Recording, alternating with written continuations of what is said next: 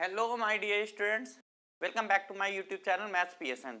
जैसा कि last time हम लोग ने अर्थमेटिक प्रोग्रेशन और ज्योमेट्रिक प्रोग्रेशन पढ़ा था। सीक्वेंस एंड सीरीज चल रहा था। दो लेक्चर, दो वीडियो आपको मिल चुके होंगे, एक अर्थमेटिक प्रोग्रेशन का और दूसरा ज्योमेट्रिक प्रोग्रेशन का, जो कि हम लोग ने लास्ट वीडियो में देखा था। अब आज हम लोग पढ़ने वाले हैं हार्मोनिक प्रोग्रेशन, क्योंकि इसमें तीन पार्ट थे, एपी, जीपी और एचपी। तो आज हम लोग स्टार्ट करेंगे हार्मोनिक प्रोग्रेशन, यानी कि एचपी, हिंदी में कहते हैं हरात्मक श्रेणी। जिस प्रकार अर्थमेटिक प्रोग्रेशन में यानी कि एपी में एम होता था, अर्थमेटिक मीन यानी समांतर माध्य, जीपी यानी ज्योमेट्रिक प्रोग्रेशन में गुणोत्तर श्रेणी में जीएम होता था, यानी कि ज्योमेट्रिक मीन होता था, गुणोत्तर माध्य। उसी प्रकार एचपी यानी कि हरात्मक श्रेणी, हार्मोनिक प्रोग्रेशन, इसमें एचएम होगा, यानी कि हरात्मक माध्य होगा। एचएम का मतलब हार्मोनिक मीन। एचपी में एचएम, जिस प्रकार एपी में एम, जीपी में जीएम, इसी प्रकार एचपी में एचएम मिलेगा। एपी, जीपी, एचपी में हम लोग nth टर्म भी पढ़ते थे और सम ऑफ n टर्म भी पढ़ते थे, यानी कि tn और sn दोनों की डिटेल पढ़ते थे। एपी में भी tn और sn दोनों के फार्मूले पढ़े, जीपी में भी tn यानी कि nth टर्म और सम ऑफ n टर्म, यानी कि n टर्म का सम, तो सम ऑफ n टर्म यानी tn और sn दोनों पढ़ा। इसी प्रकार एचपी में हम लोग केवल tn पढ़ेंगे, sn से आपको कोई मतलब नहीं है। केवल हम लोग को nth टर्म का फार्मूला जानना है क्या होता है, बस उससे काम चल जाएगा। और बाकी हार्मोनिक मीन क्या होता है, एबीसी तीन एचपी में है, तो एबीसी में क्या रिलेशन होगा, तो इस तरह की बातें आज हम लोग पढ़ेंगे। स्टार्ट किया जाए। इसके पहले हम लोग एक बात जान लें, एक कॉन्सेप्ट क्लियर कर लें कि ये जो एचपी हम लोग पढ़ रहे हैं, ये बिल्कुल एपी का रिवर्स होता है। जिस प्रकार हमने एक सीरीज लिखी 2, 7, 12, 17, इस सीरीज को आपको देख के लग रहा होगा कि ये एपी है। तो यदि ये एपी है तो इसी का रिवर्स यानी 1/2, 1/7, 1/12, 1/17, ये जो सीरीज है ये आपकी एचपी कहलाएगी। क्या कहलाएगी? एचपी कहलाएगी, हार्मोनिक प्रोग्रेशन कहलाएगी। यानी कि नीचे वाले जो नंबर हैं 1/, में जो लिखे हैं, वो यदि एपी में आपको दिख रहे हैं, तो ये जो पूरे नंबर सीरीज है, पूरी सीरीज, ये आपकी एचपी में होगी। क्लियर हुई इतनी बात? किसमें होगी? एचपी में। अब हम लोग nth टर्म कैसे निकालेंगे इस सीरीज का? हम लोग नीचे वाले जो नंबर हैं ये एपी में है, तो इसका जो nth टर्म होगा वो a + n-1 इंटू डी होगा। तो बस नीचे वाला nth टर्म आ जाएगा, तो 1/, करके रख देंगे, तो इस सीरीज का यानी एचपी का वो nth टर्म कहलाएगा। इतनी बात समझ में आई? समझिए, अगर हम इसी सीरीज का 21वां पद निकालना चाहते हैं, कौन सा पद? 21वां, 21th टर्म, यानी T21 की बात करें, तो जो T21 होगा वो एपी का, यहां पर जो नीचे नंबर आएगा वो इस एपी के सीरीज का 21वां पद होगा। तो हम लोग इसमें वही फार्मूला लगाएंगे जो एपी में लगाते थे, अलग से कोई फार्मूला नहीं। एपी में फार्मूला क्या होता था? a + 20d। क्लियर है इतना? a की वैल्यू 2 और d की वैल्यू 5, डिफरेंस कितना दिख रहा है? 5 का। a की वैल्यू 2 और d 5 है, तो ये पूरा कितना हो गया? 100, यानी 102। और आपसे यदि हमने 21वां टर्म पूछा है, तो ये एपी की सीरीज जो नीचे दिख रही है उसका 21वां पद 102 है, तो नीचे 102 आएगा। तो यानी कि एचपी की सीरीज का अगर 21st टर्म पूछे तो 1/102 हो जाएगा। ये बात क्लियर हुई कि नहीं? क्लियर हो गई? अब हम लोग अगर एसएन की बात करें तो एचपी में आपसे कभी भी एसएन नहीं पूछेगा, केवल टीएन की बात करेगा। और इसके अलावा क्या कह सकता है? कह सकता है कि अगर एबीसी 3 नंबर एचपी में है, किसमें है? एचपी में है, तो एबीसी में क्या रिलेशन होगा? तो अगर 3 नंबर एबीसी एचपी में है तो 1/a, 1/b, 1/c ये एपी में होंगे कि नहीं? एपी का उल्टा एचपी, एचपी का उल्टा एपी। यानी कि यदि एबीसी एचपी में है तो 1/a, 1/b, 1/c एपी में होंगे। फिर 2 टाइम्स बीच वाले का यानी कि 1/b का 2 times is equal to 1/a + 1/c कर दीजिएगा, उससे एबीसी में रिलेशन आ जाएगा। वो क्या आएगा ये आपको याद रखना पड़ेगा, इसलिए हम आपको डायरेक्ट बता रहे हैं। यदि एबीसी 3 एचपी में है, एबीसी 3 एचपी में है, तो एबीसी में क्या रिलेशन होगा, B is equal to 2AC upon A plus C. पहली बात।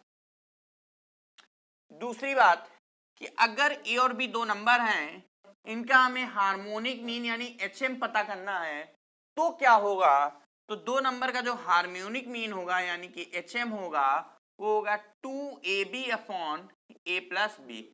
बिल्कुल इसी प्रकार लिखा है जैसे ऊपर लिखा है। वाई ABC था तो AC का 2AC अपॉन A प्लस सी हो जाएगा, या AB का 2AB upon A plus B आ जाएगा। बस आपको HP में इतना ही याद रखना है। पहली बात, पहला क्या पॉइंट था कि AP का जो रिवर्स होगा वो HP होगा और HP का रिवर्स AP होगा, यानी कि कभी भी HP की सीरीज देगा तो नीचे जो नंबर हैं वो आपको AP में दिखेंगे, उसका nth टर्म पता कर लीजिए, 1 अपॉन करके लिख दीजिए, बस यही आपका आंसर आ जाएगा। क्लियर हुई इतनी बात? चलिए अब स्टार्ट करते हैं क्वेश्चन। इन दोनों पॉइंट को आप जल्दी से नोट कर लीजिए। स्टार्ट करेंगे अब हम लोग क्वेश्चन। स्टार्ट किया जाए। पहला क्वेश्चन है, 3 नंबर यानी 1, x और 3 ये यदि HP में है, 3 नंबर HP में है तो x की वैल्यू क्या होगी? चलिए बताइए 3 नंबर अगर HP में है तो x की वैल्यू जो होगी, x बीच में लिखा है, ABC अगर HP में होते हैं तो बीच वाला नंबर B कहलाएगा, तो B is equal to 2AC upon A plus C होगा, यानी कि x is equal to 2 into 1 into 3 2AC upon A plus C होगा। ABC में क्या रिलेशन होता है, यही होता है, B is equal to 2AC upon A plus C. वही लिख रहा है 2AC अपॉन A प्लस सी यानी 1 प्लस 3। आंसर विल बी 6/4 यानी कि 3/2। इसी को हम लोग 1.5 भी कह सकते हैं। 3/2 भी सही है, 6/4 मतलब 3/2 भी सही है और 1.5 भी सही है। क्लियर हो गई इतनी बात? चलते हैं सेकंड क्वेश्चन। एक एपी की सीरीज दी है 1/5 1/9 1/13, कह रहा है इसका 7th टर्म क्या होगा। सीरीज क्या है, एचपी। कैसे पता, नीचे वाले जो टर्म है वो आपको एपी में दिख रहे हैं। अगर नीचे वाले टर्म एपी में है, एपी पढ़ चुके हैं, जीपी पढ़ चुके हैं, तो यहां एपी की ज्यादा जरूरत पड़ेगी, जीपी की जरूरत नहीं पड़ेगी।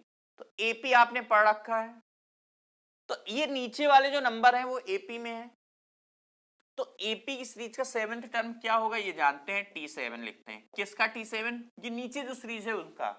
तो T7 is equal to A plus 6D होगा। A प्लस 6D और A की जगह कितना है 5, D आपको दिख रहा है 4 का डिफरेंस है, यानी कि D कितना है 4, कितना हो गया 29। क्लियर है इतना?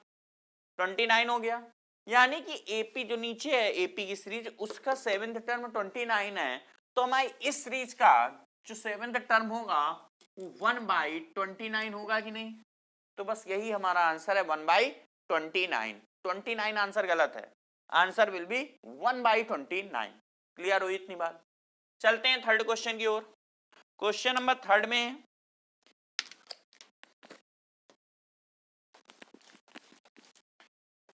कह रहा है ए और बी दो नंबर हैं, उनका हार्मोनिक मीन H है। ए और बी आपके दो नंबर हैं और इनका जो हार्मोनिक मीन है वो H है। आपसे कह रहा है H minus A upon H plus A, या H plus A upon H minus A plus H plus B upon H minus B क्या होगा, इसकी बात कर रहा है कि इसकी वैल्यू क्या होगी। तो अगर दो नंबर के हमें हार्मोनिक मीन पता है कि H है, तो H की value 2AB upon A plus B लिखेंगे, लिख सकते हैं। लेकिन यदि 2AB upon A plus B करके किया, इसमें ऑप्शन है 1 2 3 4, ऑप्शन है 1 2 3 4। तो अगर H is equal to 2AB upon A plus B करके सॉल्व किया तो सॉल्व तो हो जाएगा, आंसर बिल्कुल सही आएगा, लेकिन बहुत ज्यादा टाइम लग जाएगा। आपका टारगेट है कि जल्दी से जल्दी सही आंसर देना, तो उसके लिए हम लोग क्या करते हैं, यहां पर हम लोग h की जगह 2ab upon a plus B ना लिखकर हम लोग कुछ ना कुछ लेट कर लेते हैं। तो मान लीजिए ये दो नंबर 1 और 2 है, a को क्या लेट कर लिया, let a is equal to 1 और b इज इक्वल टू 2। तो h कितना होगा ये भी समझ लीजिए, इससे h is equal to 2ab upon a plus B होगा।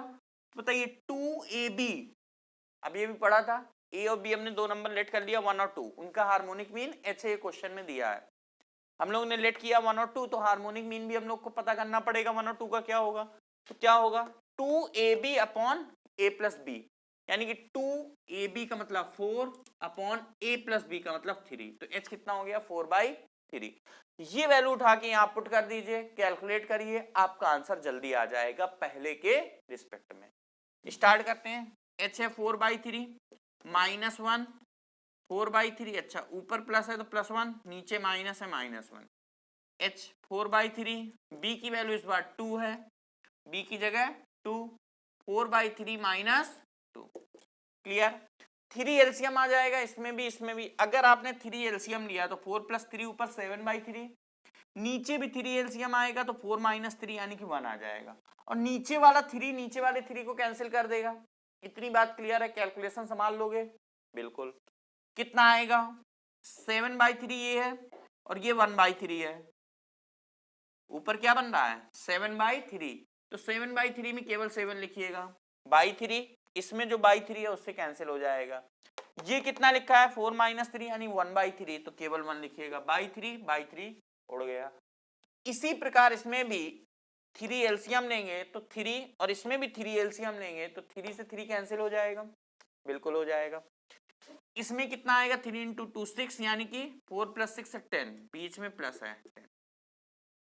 नीचे कितना आएगा ध्यान से देखिएगा 4 - 6 यानी कि -2 आएगा, 4 है 3 एलसीएम लिया 6 आ गया, 4 - 6 -2, और बाई 3 इस वाले 3 से कैंसिल था, तो इधर कितना आया -2। अब देखिए ध्यान से, ये 7 है और ये -5 है, आंसर विल बी 2। तो कौन सा सही है 2। क्लियर हुई इतनी बात कि आपने इस तरह से कैलकुलेट किया, लेट करके किया, जल्दी आंसर आ गया। अगर h की जगह 2ab upon a plus B लिखते परेशान हो जाते, आंसर बिल्कुल सही आता लेकिन काफी ज्यादा टाइम लग जाता। तो जब भी इस तरह के आए 4 कांस्टेंट ऑप्शन दिए दिखे आपको, तो लेट करके करें तो ज्यादा आसान है।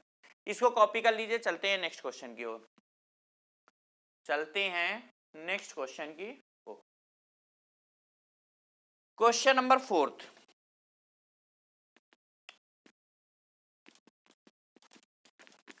इस बार कह रहा है कि दो नंबर P और Q हैं जिनका हार्मोनिक मीन H है। इस तरह क्वेश्चन अक्सर आते रहते हैं। दो नंबर P और Q हैं, इस बार A और B नहीं कह रहा P और Q हैं जिनके बीच का हार्मोनिक मीन H है। इनके बीच का जो हार्मोनिक मीन है वो H है, तो H upon P plus H upon Q की वैल्यू कितनी होगी। अब एक काम करिए, यहां इन दोनों में H कॉमन ले लीजिए, इसमें भी ऑप्शन 1 2 3 4 है, इसमें भी आप 1 और 2 मानेंगे तो ये 4/3 हो जाएगा, उससे भी आपका आंसर आ जाएगा। फिर से समझिए, जैसा हम लोग ने पिछले क्वेश्चन में किया था वैसा कर सकते हैं कि 1 और 2 मान लीजिए, तो H 4/3 आ गया, H 4/3 रखेंगे, ये 1 है तो 4/3 रहेगा, और ये 4/3 है लेकिन Q 2 है, 1 और 2 है ना, तो 2 है तो 4/6 हो जाएगा। बस कैलकुलेट कर लीजिएगा, उससे भी आंसर आ जाएगा। एक और तरीका है कि H कॉमन ले लीजिए तो 1/P प्लस 1/Q बचेगा। इसको आप सॉल्व करके करेंगे तो दिक्कत नहीं होगी, आसानी से आ जाएगा। पिछले में थोड़ी दिक्कत होती, ज्यादा टाइम लगता सॉल्व करके डिटेल में। इसमें H की value 2PQ upon P plus Q होती है, और इधर देखिए कि P प्लस Q ऊपर आएगा P प्लस Q और नीचे आएगा PQ। अगर आपने PQ पूरा पूरा एलसीएम ले लिया तो ऊपर Q प्लस P आ जाएगा। क्लियर है इतनी बात, Q प्लस P या P प्लस Q एक ही बात है। अब ये इससे कैंसिल हो रहा है और PQ कैंसिल हो रहा है। ध्यान से देखिए क्या क्या कैंसिल हो रहा है, P प्लस Q से P प्लस Q कैंसिल, और PQ से PQ कैंसिल, तो आंसर कितना दिख रहा है आपको 2, बस यही आंसर है।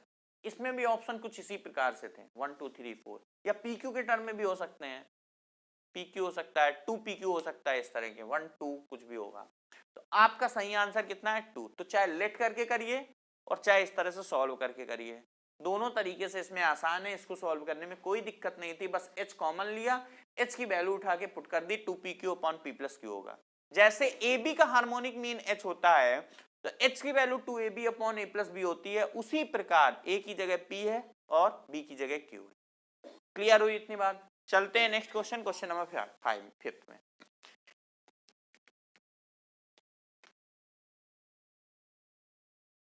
क्वेश्चन नंबर 5 में कह रहा है X square minus 10x plus 11, एक क्वाड्रेटिक इक्वेशन है।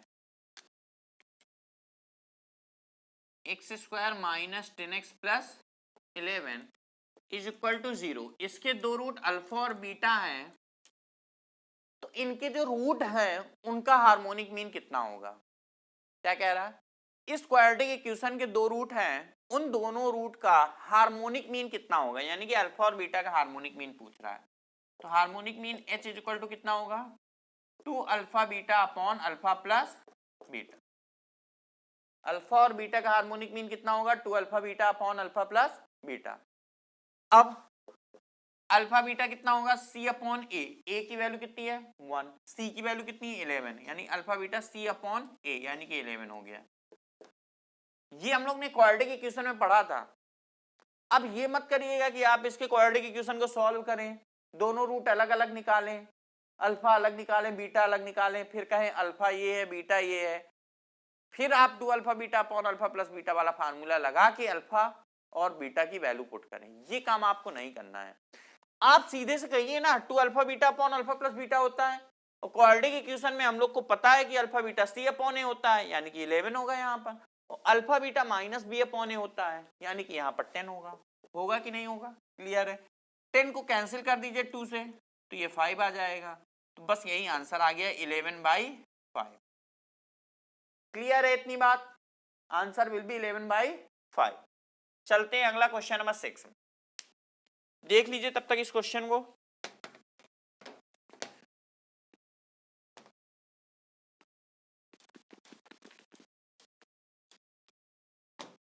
क्वेश्चन नंबर किसमें 7 था, कौन सा था? 6 नंबर। अभी ये कौन सा चला था? क्वेश्चन नंबर 5 था, क्वेश्चन नंबर 6 की ओर चलते हैं। क्वेश्चन नंबर 6 में कह रहा है कि HP की सीरीज का 7th टर्म 1/10 है और 12th टर्म 1/25 है। तो HP का 20th टर्म क्या होगा, यानी T20 क्या होगा? 5 ही क्वेश्चन हुए थे, ये 6 नंबर क्वेश्चन है। चलिए क्वेश्चन नंबर 6 स्टार्ट किया जाए। इस क्वेश्चन को थोड़ा समझते हैं, इस क्वेश्चन में क्या कह रहा है। HP की सीरीज का 7th टर्म 1/10 है। HP की सीरीज का 7th टर्म 1/10 है और 12th टर्म 1/25 है। 12वां पद 1/25 है, तो 20वां पद क्या होगा? अब इस क्वेश्चन में अगर हम एक HP की सीरीज बनाएंगे तो 1 बाई करके ही सीरीज आएगा, 1 बाई कुछ 1 बाई कुछ 1 बाई कुछ। तो जो 7वां पद है वो 1/10 है और जो 12वां पद है वो 1/25 है, और आपसे 20वां पद पूछ रहा है। अगर ये HP की सीरीज है तो जो नीचे वाले नंबर है वो AP में होंगे कि नहीं? ये कॉन्सेप्ट आपको क्लियर होना चाहिए। पहला पॉइंट था कि अगर ये HP में है तो नीचे वाले नंबर AP में होंगे। इसी का रिवर्स, अगर नीचे वाले नंबर AP में है तो पूरी सीरीज HP में होगी। क्लियर है? क्वेश्चन में कह रहा है कि HP की एक सीरीज है, उसका 7th टर्म 1/10 है, यानी कि AP की सीरीज का 7वां टर्म, जो 7वां पद है वो 10 होगा और 12वां पद 25 होगा। क्लियर हुई ये बात? तो इसमें हम लोग ऐसे लिखेंगे 7th term A + 6D। AP की सीरीज का 7th term A + 6D is equal to 10, और इसमें क्या है A + 11D। 12वां पद क्या है? A + 11D is equal to 25। Clear है?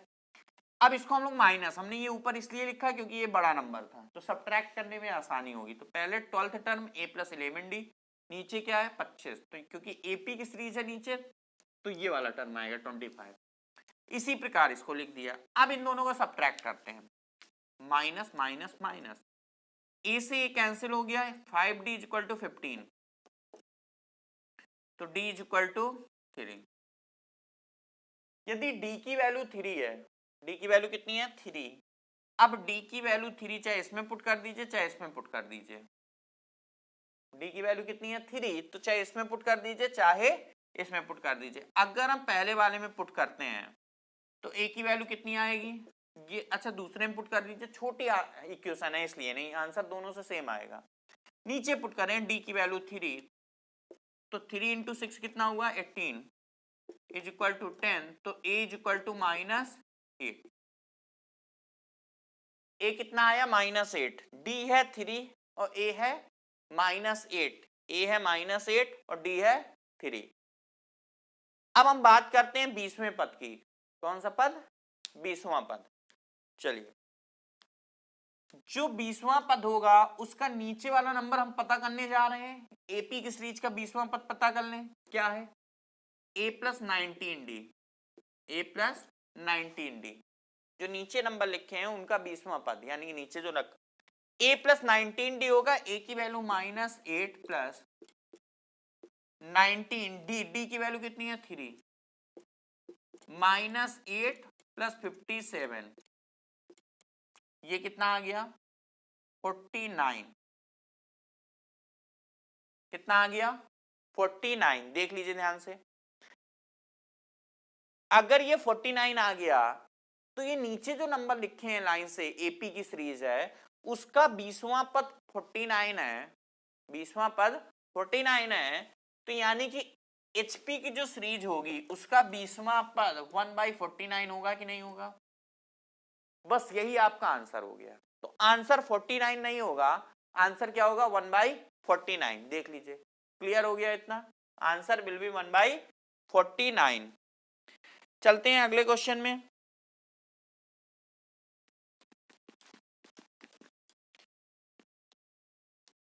अच्छा एचपी की सीरीज का अगला क्वेश्चन है क्वेश्चन नंबर 7, क्वेश्चन नंबर 7 समझिए, एक एचपी की सीरीज का 7th टर्म 8 और 8th टर्म 7 है, तो उसका 15th टर्म क्या होगा, थोड़ा सा स्पीड में समझते हैं। अगर एचपी की सीरीज का 7वां पद 8 है तो एपी की सीरीज का 7वां पद 1/8 होगा कि नहीं होगा, बिल्कुल होगा, क्यों, क्योंकि रिवर्स होती है।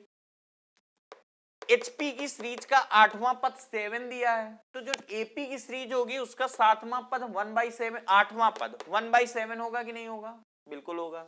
तो समझिए एपी की सीरीज का 7वां पद यानी कि a plus 6d, a plus 7d is equal to 1/7 जो बोला था, इसको माइनस कर दीजिए, उल्टा माइनस करिएगा ताकि d सीधे सीधे आ जाए, ठीक है, उल्टा माइनस करेंगे, इससे इसको माइनस करेंगे तो a कैंसिल हो जाएगा, ध्यान से देखिए, और इतना माइनस इतना फिर माइनस, तो कितना है इतना माइनस इतना d, और 1/7 माइनस 1/8 कितना आ गया, d is equal to minus में आएगा प्लस में आएगा, 8 माइनस 7 यानी कि 1/56, 1/56 प्लस में आएगा, कितना आया 1/56।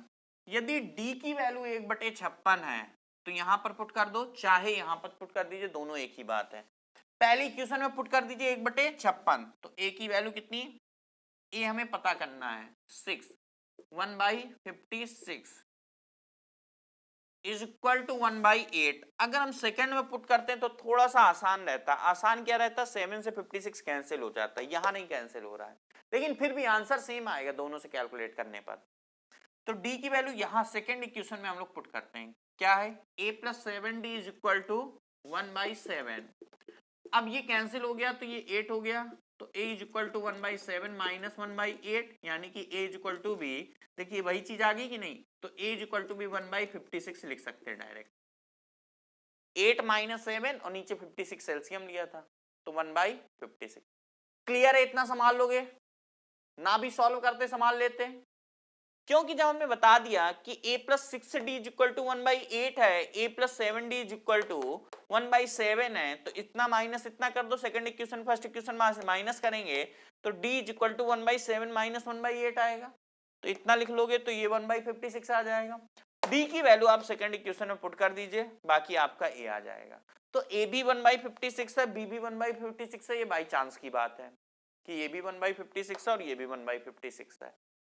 अब आगे बढ़ते हैं, अगर हमसे 15वां पद पूछ रहा है तो 15वां पद क्या होगा, a प्लस 14d का उल्टा होगा कि नहीं, तो पहले a प्लस 14d पता करें, फिर उसका रिवर्स कर देंगे, भाई हमारा आंसर आ जाएगा। क्यों? क्योंकि हम एपी में चल रहे हैं कि एचपी का 8वां पद ये है, तो एपी का हमने फार्मूला लगाया है कि एपी का 7वां पद क्या होगा, 1/8 होगा, इसीलिए। तो 15वां पद जो है एपी का क्या होगा, वो a प्लस 14d होगा। तो a प्लस 14d हम लोग कैलकुलेट करते हैं। अच्छा एक बात बताइए, यहां पर a और d सेम है कि नहीं है, समझिएगा, समझने वाली बात है। a और d दोनों सेम है तो इसको हम लोग 15d कह सकते हैं या 15a कह सकते हैं कि नहीं, a की जगह d रख दो क्योंकि दोनों सेम है, तो ये 1 मतलब d प्लस 14d 15d हो जाएगा कि नहीं। ये बात सभी को क्लियर हुई, इतनी बात सभी को समझ में आई कि a की जगह d रखेंगे तो टोटल कितना हो गया 15d। अब d की वैल्यू कितनी है 1/56, तो बस 1/56 लिख दीजिए, तो 1/56 यानी। अब क्या कैंसिल हो रहा है किसी से, नहीं किसी से कैंसिल नहीं हो रहा, ना ही 3 से ना ही 5 से, लेकिन हमारा आंसर क्या आएगा, बिल्कुल उसी का उल्टा आ जाएगा। आंसर 15/56 नहीं होगा, आंसर कितना होगा 56/15, 56/15। तो आंसर लिख लीजिएगा 56/15, इसी का रिवर्स आंसर हो जाएगा, क्योंकि ये एपी की सीरीज का 15वां पद है 15/56, तो इसका क्या होगा 56/15। क्लियर हुई ये बात, इतना कॉपी करिए। फिर लास्ट क्वेश्चन, क्वेश्चन नंबर 8।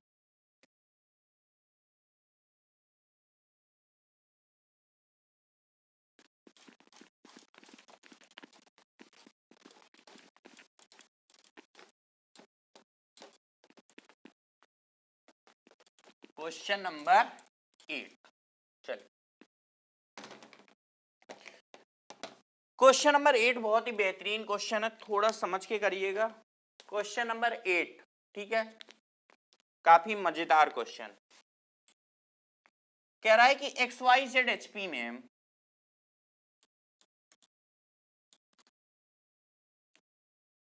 तो log x plus Z plus log x minus 2y plus Z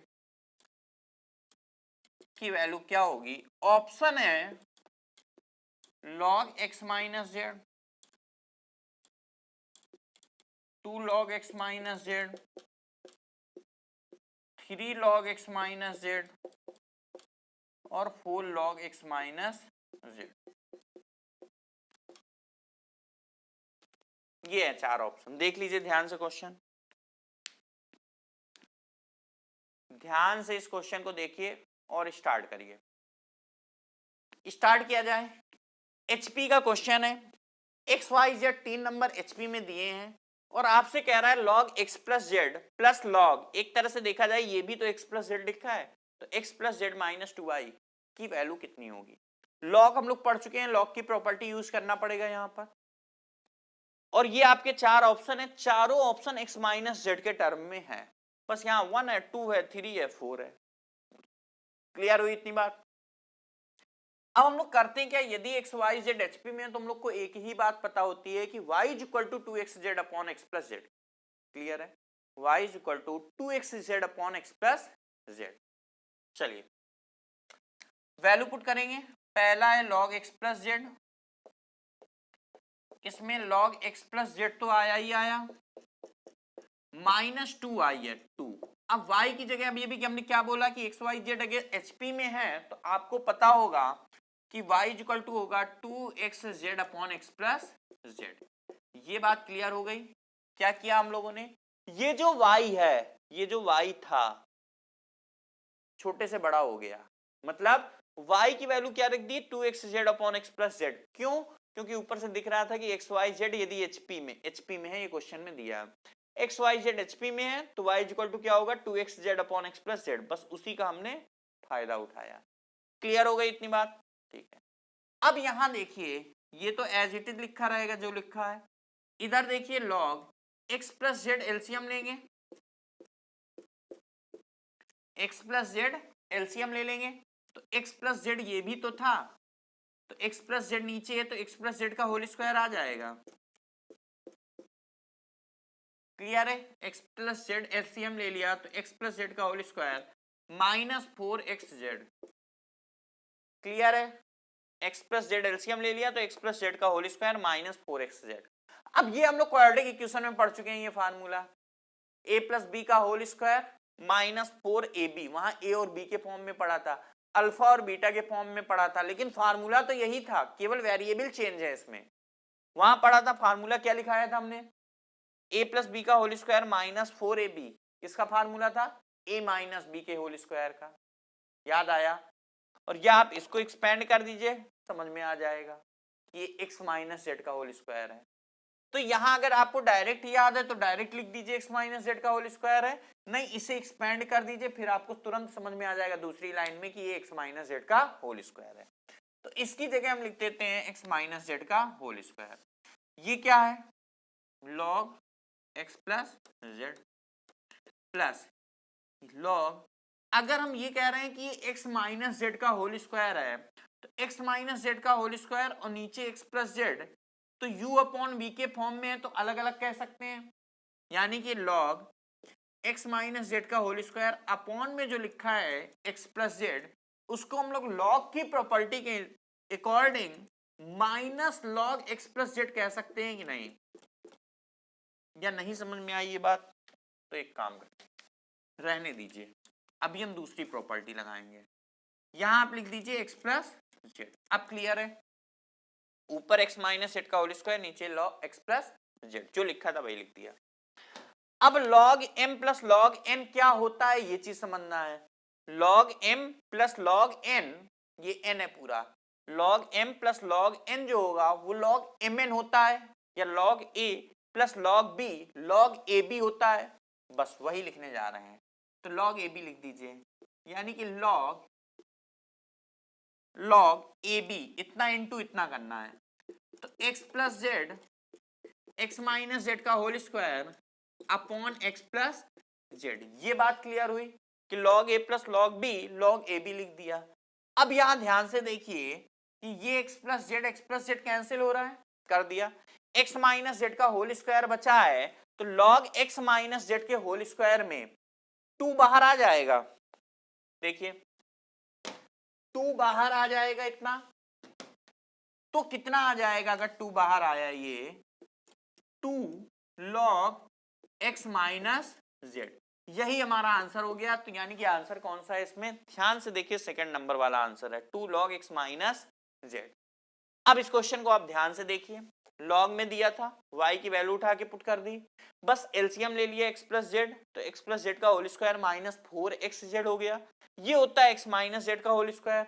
log a plus log b property के अकॉर्डिंग हमने log a भी लिख दिया, ये x प्लस जेड कैंसिल हो गया और बचा x माइनस जेड का होल स्क्वायर, log की प्रॉपर्टी के अकॉर्डिंग 2 बाहर आ गया। यदि आपने log नहीं पढ़ा तो पहले log पढ़िए, log का वीडियो देखिए, ये क्वाड्रेटिक इक्वेशन में बताया था, क्वाड्रेटिक इक्वेशन का वीडियो देखिए, उसके बाद आप इसको जब समझेंगे तो आपको ये बिल्कुल आसान लगेगा। ये क्या है, 2 बाहर आ गया तो log x माइनस जेड, बस यही आपका ये ऑप्शन है, सेकंड ऑप्शन। सारे log x माइनस जेड थे, बस 1 2 3 4 लिखा था साइड में, तो ये 2 है तो 2 वाला आंसर आ गया। क्लियर हुई इतनी बात? तो आज हम लोग ने इस तरह से HP कंप्लीट की। अब नेक्स्ट वीडियो में हम लोग मिलेंगे, नेक्स्ट लेक्चर में मिलेंगे, नेक्स्ट क्लास में मिलेंगे, और वहां हम लोग AP GP HP के मिक्स क्वेश्चंस करेंगे, यानी कि AM GM HM में क्या रिलेशन होता है।